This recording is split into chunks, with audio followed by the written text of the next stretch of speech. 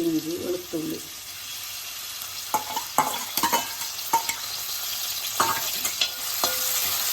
ഉണങ്ങി മുളക് കിട്ടിക്കഴിഞ്ഞാൽ വേഗം തന്നെ ഉണ്ടാക്കട്ടെ. ഇത് ഓരോ നാൾ വേണമെങ്കിൽ ഇരുന്നോളും, ഒരു കേടും പറ്റില്ല.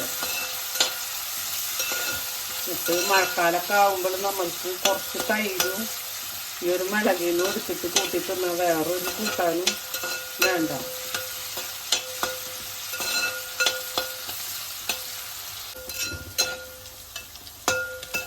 പിന്നെ ഉലുവയും കായും പൊടിച്ചു.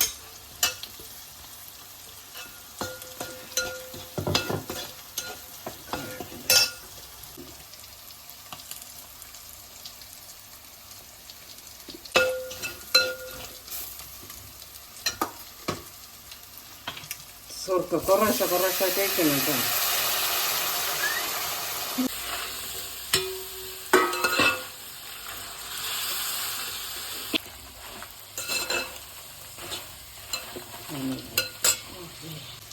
പൊടി പഞ്ചസാര ഉണ്ട് കേട്ടോ.